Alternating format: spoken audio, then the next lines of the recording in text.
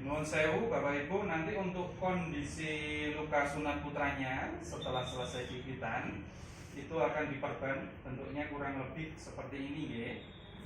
Jadi perban ini ada 2 lapis, terus kemudian diikat dengan tali, ada 2 tali, ikatnya depan sama belakang. Dan ya, mulai buka perban pertama kalinya ini dilakukannya itu besok sore. Sebelum besok sore diharapkan perban atau lukanya ini jangan sampai basah atau kena air dulu.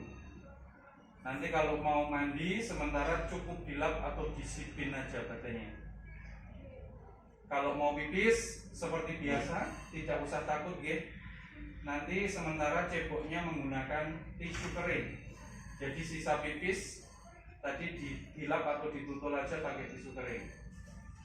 Terus untuk BAB atau EEK sementara ceboknya menggunakan tisu basah. Kalau mau pakai air intinya jangan sampai kena atau membasahi lukanya ini. Itu ya. Saya ada catatan untuk pipis putranya. Nanti kalau terasa pipis atau kebelet pipis kok tidak keluar-keluar, cara memancingnya nanti kaki paha ke bawah ini siram aja pakai air dingin, air bak mandi. Tentunya posisi putranya sudah di kamar mandi ya, posisinya berdiri, kaki kanan kiri ini siram aja pakai air dingin. Biasanya akan memancing untuk mengeluarkan pipisnya. Tapi kalau setelah disiram pakai air dingin, kaki ke bawah ini pipisnya juga belum keluar, biasanya tali perbannya ini kekenyangan, nanti bisa jenengan kendorin dulu. Setelah selesai pipis, ceboknya pakai tisu kering, tali perbannya jenengan kendorin lagi. Mulai buka pertama kali perbannya ini dilakukannya besok sore. Diharapkan di sore tersebut sebelum buka perban ini putranya mandi terlebih dahulu. Kalau bisa berendam. Kalau di rumah ada ember gede atau bathtub, nanti bisa menggunakan itu, kasih aja air hangat, mandinya nanti berendam atau basa Jawanipun pungkung. Kenapa harus mandi atau berendam dulu? Tujuannya itu nanti untuk mempermudah saat lepas perbannya ini. Karena perban ini kan terbuat dari tisu. Semakin lama kena air, semakin lama terendam air, akan membuat lunak, membuat lembek, basa Jawanipun nggih medhok, ngoten. Nanti kalau sudah lunak, sudah medhok, mudah saat lepasnya, tidak lengket supaya putranya tidak kesakitan saat lepas. Tujuannya itu kenapa harus mandi atau berendam. Tapi sebelum mandi, kondisi perban ini kan tadi masih diikat dengan tali. Tali perbannya jenengan lepasin dulu ya. Ada 2 tali jenengan lepas semua. Perbannya diamkan aja, kendel kemawon, terus buat mandi berendam tadi. Sambil berendam tadi mandi juga seperti biasa, gosok gigi, pakai sabun, mau keramas silakan. Syukur-syukur pada saat berendam tadi perban ini bisa lepas atau copot sendiri. Tapi kalau belum lepas pada saat berendam, mandinya diselesaikan dulu. Setelah selesai mandi, andukan seperti biasa. Terus posisi ideal untuk melepas atau membuka perban ini, putranya tiduran atau berbaring saja. Setelah itu baru jenengan buka pelan-pelan perbannya, lepas pelan-pelan. Ada catatan nanti kalau masih lengket atau kraket basa Jawane, nanti jangan dipaksa ya, kasihan putranya, nanti tidak kesakitan. Berarti kurang basah, kurang medok. Tapi nggak usah berendam lagi nanti. Cukup tetesin pakai baby oil di luka atau di perbannya ini. Nuwun sewu bapak-bapak ngertos ya baby oil. Kalau ibu kan sudah familiar. Tetesin di lukanya ini atau di perbannya ini sampai benar-benar basah. Basa Jawane nggih klomok, teles klebes. Tunggu 5 menit baru dibuka lagi. Insya Allah mempermudah saat lepas perbannya ini. Setelah perban berhasil dibuka atau dilepas, jika masih ada sisa tisu atau sisa perban yang masih nempel di lukanya ini, sebisa mungkin dibersihkan. Cara membersihkannya dengan Revanol, cairan kuning yang biasa buat luka, bisa didapat di apotek terdekat. Kalau nggak ada revanol, cukup menggunakan air matang yang steril, air yang sudah direbus matang. Sekali lagi, jangan pakai alkohol luka, kasihan putranya. Perih, panas. Kalau revanol itu hanya. Nanti cara pakainya, jenengan ambil kapas yang biasa dipakai ibu, kapas steril. Kapas tadi dicelupkan ke revanol atau air matang yang steril tadi. Terus buat ngompres lukanya ini sekaligus membersihkan sisa perban atau tisu yang masih nempel tadi. Setelah bersih, kemudian disalep. Salepnya yang kuning ini. Nanti salep dibuka, terus buat nyalep melingkar di lukanya. Sak helm-helme, sak kepalanya. Lubang lipis ini kena salep tidak ada masalah. Setelah disalep rata, kemudian diperban lagi. Perbannya yang kayak permen ini warna putih.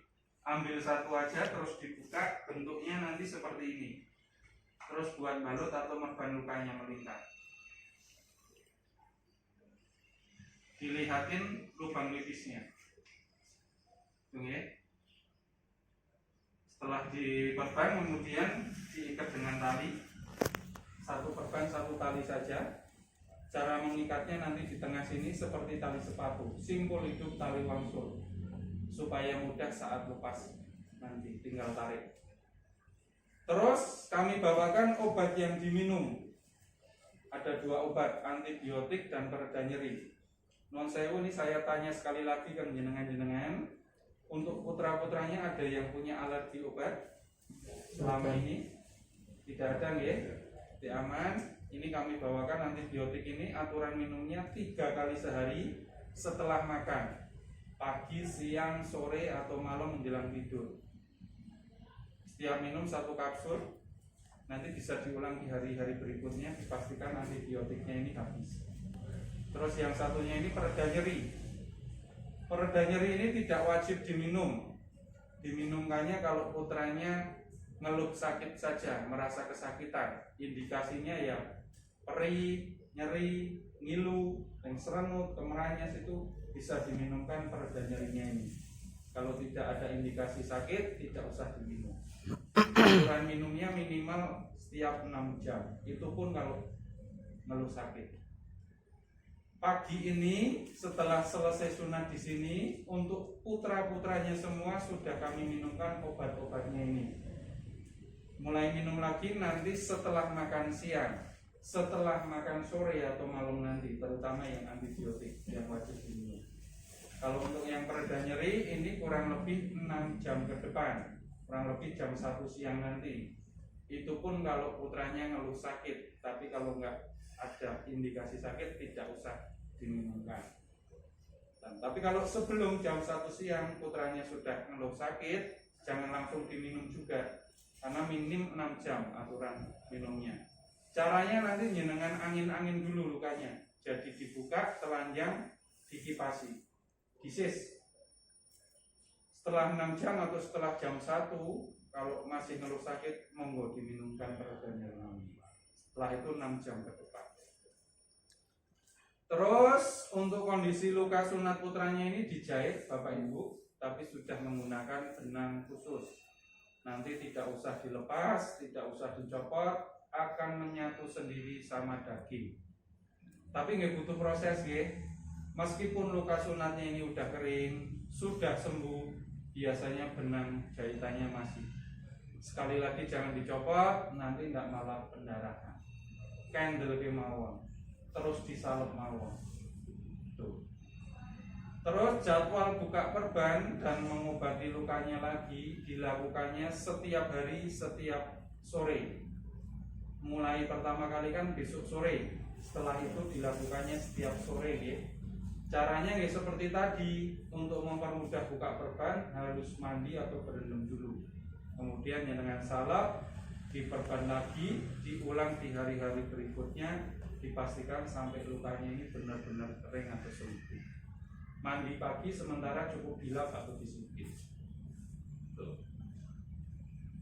Terus selama minum obat ini diharapkan putranya tidak minum minuman yang mengandung soda, Sprite, Coca-Cola, Fanta, dan soda-soda yang lain jangan dulu. Hindari makan daging yang setengah matang. Daging setengah matang itu biasanya yang dibakar, semua jenis sate, terutama sate kambing jangan dulu. Selain itu catatannya cuman asal putranya tidak ada alergi makanan, semua makanan atau minuman yang selain saya sebut tadi silakan konsumsi, terutama yang banyak mengandung protein. Asal tidak alergi ya, mau telur, mau ikan, mau ayam, mau daging yang matang, bakso, mie ayam, soto, yang penting masaknya sempurna, jangan setengah matang. Minumnya juga selain soda silahkan, mau air putih, teh manis, es teh, es jeruk, es buah, susu juga boleh, tapi minimal jeda ya. Kalau minum susu selama minum obat minimal jeda 1 jam supaya nggak tawar. Jus buah itu bagus kalau bisa yang alami. Kalau mau pakai pemanis mungkin diganti dengan madu.